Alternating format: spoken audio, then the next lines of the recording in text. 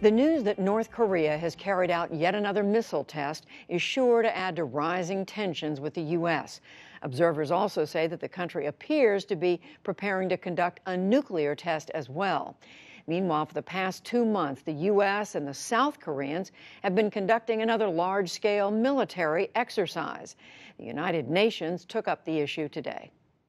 For too long, the international community has been reactive in addressing North Korea. Those days must come to an end.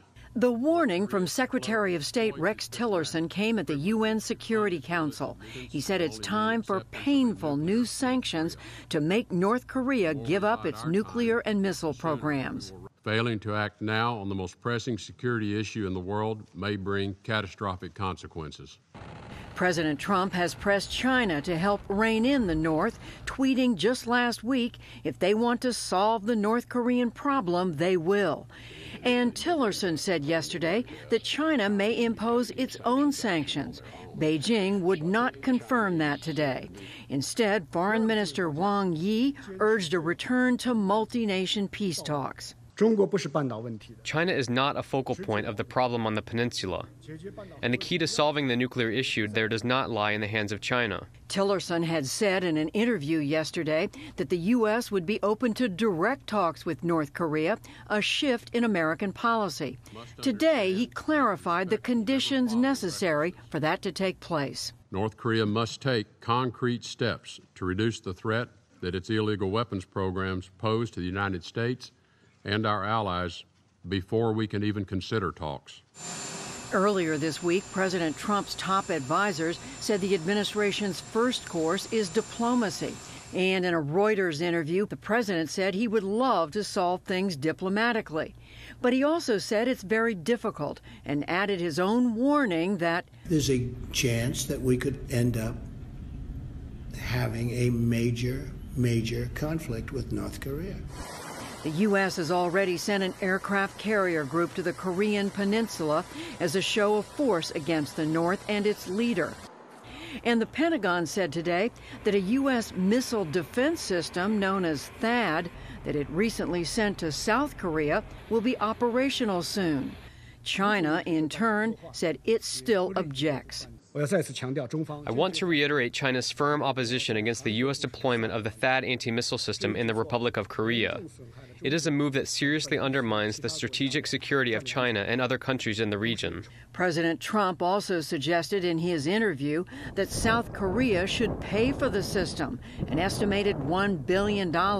South Korean officials responded saying the United States will bear the cost. For more on all of this, we get two views. John Merrill had a 27-year career at the State Department, where from 2001 to 2014, he was the chief of the Northeast Asia Division of the Bureau of Intelligence and Research. He's now a visiting fellow at Johns Hopkins University. And Balbina Hwang served in the State Department during the George W. Bush administration. She is now a visiting professor at Georgetown University. And we welcome both of you to the program. We were planning to have this discussion before we learned just within the hour, Balbina Hwang, about this latest missile test. But widen it out for us. What is the state of U.S.-North Korean relations right now? What track are we on? I actually don't think it's nearly as tense as everybody's making it out to be. And I understand why President Trump is saying that there is a potential for a major conflict. But we have to remember there's always been that potential since 1953, when the Korean War ended essentially in an armistice. So are we overplaying this, John Merrill? There might be an element of that, of mao-maoing, if you could call it that. But I think he's trying to get the Chinese more energized, and he's trying to convey a sense of imminent possible threat to the North Koreans, that there is a military option if all else fails. So it's brinksmanship on all sides. Is that a wise course to be pursuing right now?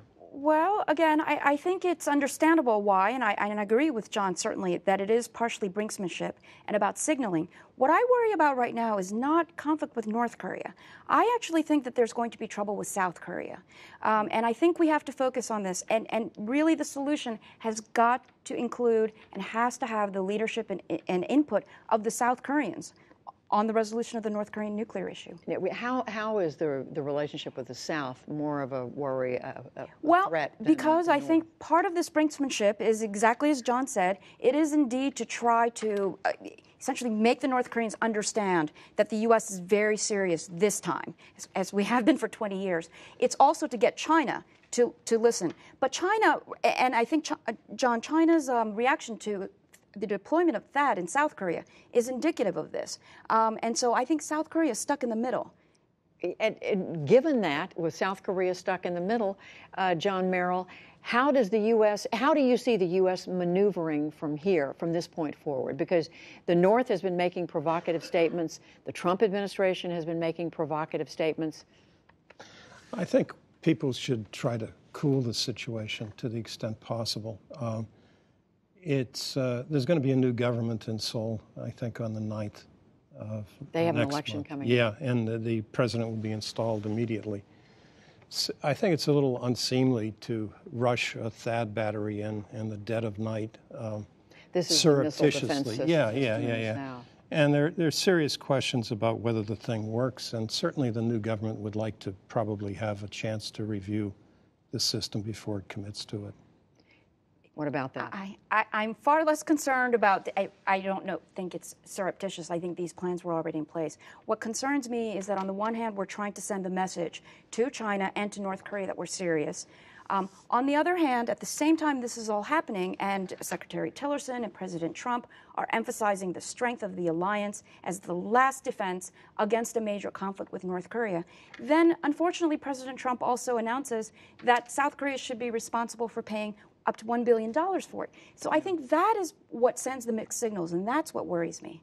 Let me turn you, John Merrill, to what we've heard from Secretary Tillerson. He said in an interview yesterday with NPR, it appeared that he was saying that the U.S., this administration, is open to direct talks with North Korea. But then he went on to say, but the North would have to have the right policy, so to speak. Today, he hardened that. It sounded like he was saying there had to be preconditions in place. How important is that discussion about whether there will or won't be direct talks with the U.S.? I think if there are direct talks, it's huge. It's a major development. Before this, we've always said that we're only going to talk to them in the context of the six-party talks process. So if that's really by the boards, if we're prepared for direct negotiations, that's great. I liked what he said yesterday better than what he said today. Why? For the reasons that you mentioned. Because he said he sounded more clear that he was open to direct. Yeah, exactly. To direct talks. What about this? I think this whole debate about engagement, not engagement, is it right or wrong? Do we need preconditions or no preconditions? I think it's a little bit of a red herring. I think what's actually very critical is this: all the U.S. presidents have at some point understood that they will try to negotiate with North Korea. First, negotiations take more than one party. Just as it takes two to tango, it takes two to negotiate. And North Korea very specifically denied every overture by President Obama for 8 years to enter into any kind of talks, number one. Number two, the six-party talks were actually very critical. And Ambassador Christopher Hill, as you know, who led the talks, his point was that it established that multilateral negotiations are the key, and that every regional player has to be involved, and most importantly, South Korea. And I think now what's happening is this idea of direct talks basically precludes the role of South Korea. So John Merrill, are we talking about a solution here that could lead to the North eventually getting rid of their nuclear weapons, which is what the administration says is their goal? That is going to be a very difficult hill to climb. For the moment, I think the most we can hope for is perhaps a freeze on testing, freeze on deployment of new systems. I would just remind Balbina that the United States is responsible for this whole issue.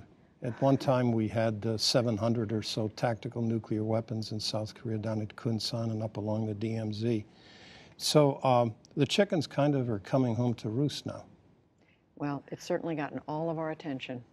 That's for sure. We thank both of you for coming in, and I know we're going to be continuing to report on it, and you're going to continue to watch it. John Merrill, Balbina Hwang, thank you. Thank you, Judy. Thank you.